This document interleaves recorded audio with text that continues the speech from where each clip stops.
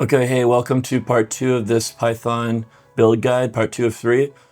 I tried to split it up into bite-sized kind of chunks to do, so now that we're going to be not just stripping the Bambu AMS, we're going to actually be building the Python. We're going to need a few more things, so just starting out with the bare minimum requirements. Don't forget to get your AMS hub. You need that in addition to the Python kit. And then of course you need your PTFE tubing and the Allen key. But also, I would highly recommend, if you didn't have already, getting a precision screwdriver. I have the U-Break iFixit, I think it's called, brand one. It's a little more expensive, but I mean, it's done me great for a long time. Most importantly, it has a flexible extension. There's a couple steps in this whole Python process that, like, I don't know if I could have done it without that, honestly. It was such a huge help. And then also, if you have like an electrical one, this is a Hodo on the left there, or even the DeWalt with the attachments, that's helpful. And then finally, the tubing snipper. I never had one of these when I was doing the Python build, and I actually had some trouble with it. I think because things were getting caught up the filament when it didn't have a clean cut. So if you order some on Amazon, it comes with a snipper, it works great. So I have here listed all the socket heads you need and the bearings you need for not just this step, but the rest of the build. But what I'd really recommend doing is just buy yourself an M3 socket head or M3 little kit from Amazon or AliExpress or whatever. That's going to have more than you'll need, so you can lose stuff if you need to. And it also is going to include things like nuts and washers and stuff, which actually for the enclosure were really helpful in getting a tight seal. So I would just recommend getting one of those kits. All right, and so in case you're just printing out things as we go, this is the stuff we're going to use in the second step. So you could just print this stuff out and save the other things in the build for the third step. So it also is just helpful to see the vocabulary. So if I'm talking about the PCB board or the rear PCB box, you know what I'm talking about, and you can always reference back to the way it looks over here. I also included photos in each step, but here's the parts that we're going to use for step 2. We're going to be basically putting all the front modules together and getting the rear modules prepped, ready to put together. And then in the third and final step, we're going to put it all together as well as the spools. Okay, so here we go. So first step is you're going to add a bearing to these front roller sleeves. And then the second step is we're going to just stick those onto the front rollers that we saved back in the first step. So there's that front roller, and we've attached the sleeve to the side that we removed previously the sleeve from. So it's a new sleeve for the front rollers. It's really nothing to say other than you just drop the bearing in. You don't have to do anything special. It doesn't need any glue or anything like that. I'm checking this first one, then I realized you just can drop them in with your finger. It's nothing hard to do at all. Once you get the bearings in each one, then you just find those front rollers that you set aside to keep safe, stick it on the sleeve end where you had removed the sleeve previously, and you're done. Then we can set these back aside again. So just set them to the side for now.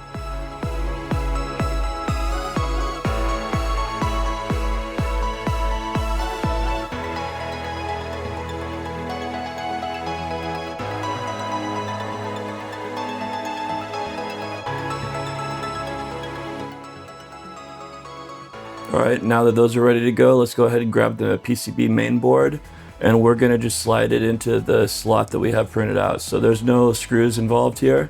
You simply slide it in, and it has like a snug fit to keep it in there. I think it's pretty easy to tell which way it goes, to be honest, but if it helps just looking at this image, you should be able to see the orientation there. Okay, with the main PCB out of the way, we'll go on to the little PCB here. It's just one of the 2 ports right here. And those ports stick out the back of the Python. So you just want to find the piece you printed that has 2 spots to stick those ports through. Pretty easy to find that piece. I have a little 3D model of it here to help you out. And you can look at the video also. And then remember, this is a piece where I was saying to save the screws, because we're going to use those screws to place that small PCB on there. So it's 4 screws. You just stick the ports out the back. There's only one way it goes, and you can screw those in. All right, next we're going to be mounting the AMS filament hub, and that's going to require 4 M3 12mm screws or 10mm screws. Either one works. There's the filament hub right there, and you just want to find the piece of the rear module we printed that has the cutout that would fit the filament hub. So there's only one piece like that. And if you find it, you could just lay it sitting up, and there's only one way that the filament hub will fit on there to be screwed in, so it's pretty simple.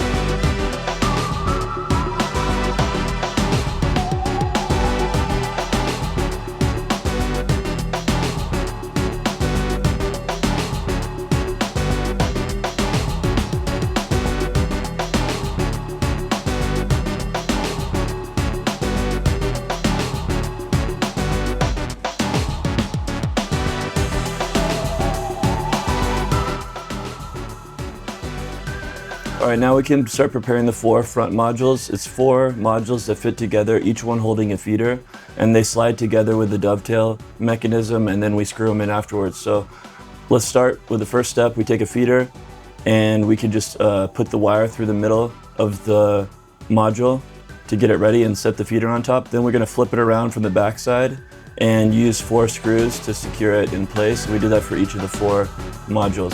I think it was a 10mm or 12mm I used here. It didn't specify in the instructions, you just kind of use whatever works.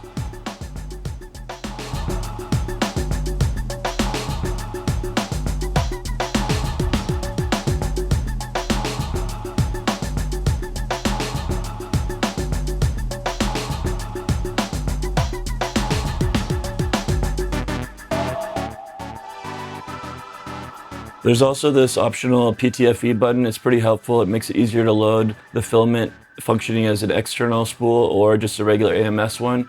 And it's a real quick print. I'll put the link in the description.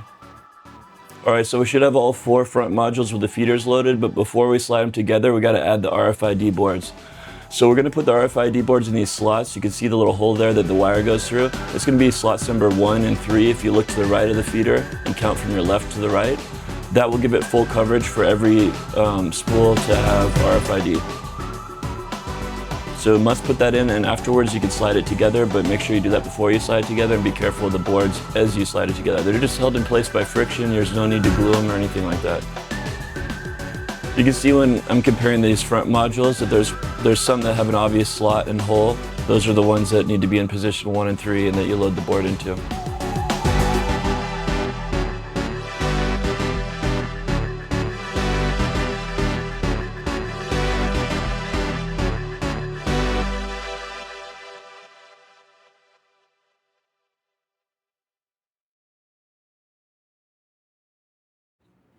All right, now as far as securing it more than just the dovetails, you can use 4 M3 8mm screws. There's gonna be 2 at the top. They're pretty easy to see there. They're both right next to the very top where the spool is gonna rest on. And then there's also one in the middle of front. In the bottom front, there's a final 4th one.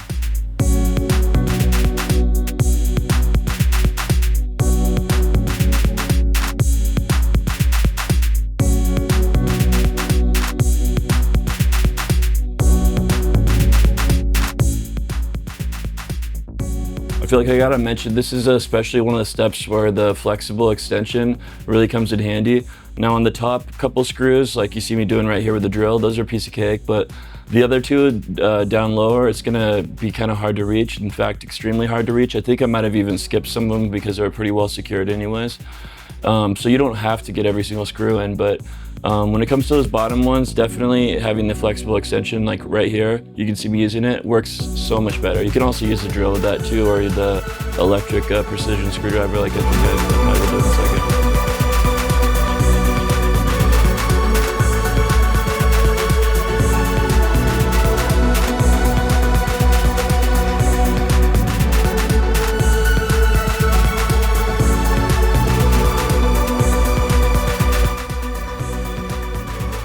All right, so like I was saying, it's sort of annoying doing all these screws. They're kind of awkward to get to. So if you want to split it up into like 3 little bite-sized chunks of setting up the Python, we're just going to stop it after this for the second step. If you want to raw dog and just do the entire Python together, you can just keep rolling with it. Otherwise, in step 3, if you're going to split it up, the last step, we're just going to be adding the rear modules, putting those together like we did the front modules here. We're going to be adding those together and attaching them, screwing them in basically the same way.